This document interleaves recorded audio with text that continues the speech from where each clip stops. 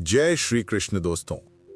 आज हम बात करेंगे श्री कृष्ण की उस वाणी की जो हर उस मनुष्य के जीवन को दिशा देती है जो अपनी नजर, अपनी सोच और अपने कर्म को पवित्र रखना चाहता है।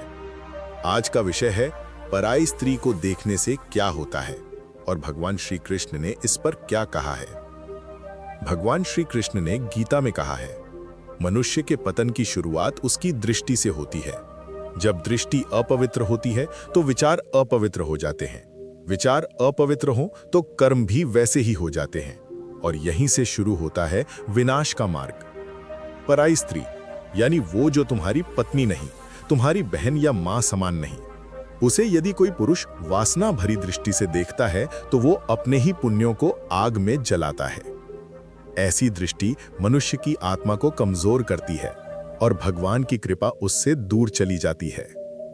कथा आती है द्वारका की। एक दिन श्री कृष्ण ने अर्जुन से कहा, पार्थ, ये संसार सुंदर है पर सबसे सुंदर आत्मा है। जो पराई स्त्री के रूप में केवल देह देखता है वो आत्मा के प्रकाश से अंधा है। फिर भगवान ने अर्जुन को एक दृश्य दिखाया। एक पुरुष मंदिर में पूजा करने आया पर उसकी दृष्टि एक स्त्री पर गई।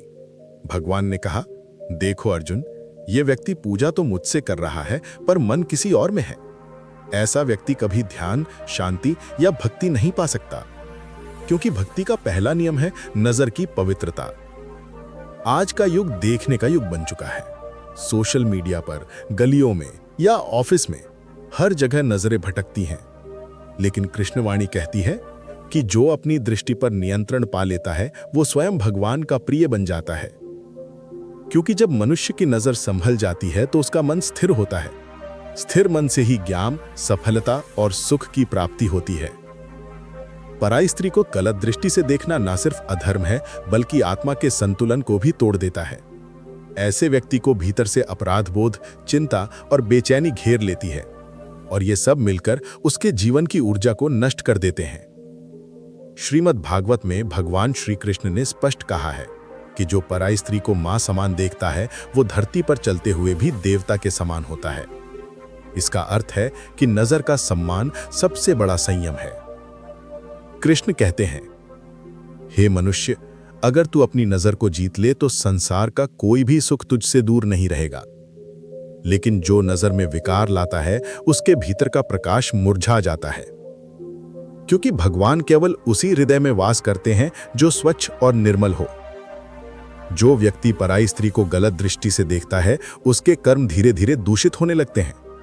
ऐसा व्यक्ति अपने घर में भी शांति नहीं पा सकता, क्योंकि उसका मन अस्थिर रहता है। भगवान कहते हैं, वासना की दृष्टि मनुष्य को भीतर से जला देती है। वो बाहर से मुस्कुराता है पर अंदर से पिघलता है। ऐसे लोगों की बुद्धि भ्रमित हो जाती है, निर्णय शक्ति खत्म हो जाती है। वो अपने धर्म, परिवार और सम्मान सब कुछ खो सकता है। इसलिए कृष्ण वाणी कहती है, दृष्टि की रक्षा ही आत्मा की रक्षा है। तो क्या करें? श्री कृष्ण कहते हैं, जब भी तुम्हारी दृष्टि भटके उसे याद दिलाओ वो स्त्री किसी की बेटी है, किसी की पत्नी है, किसी की मां है। अगर हर पुरुष ये सोच ले तो समाज में कितनी शांति, कितनी पवित्रता आ जाएगी। भक्तों, अपनी आंखों को संयमित करना ही असली तपस्या है। जो मनुष्य अपनी दृष्टि पर विजय पा लेता है वो संसार की हर बुराई पर विजय पा लेता है। तो याद रखो मेरे मित्रों, पराई स्त्री को देखना केवल एक नजर नहीं बल्कि तुम्हारे जीवन का फैसला है। या तो तुम उस नजर से पतन की ओर जाओगे या संयम से भगवान की ओर।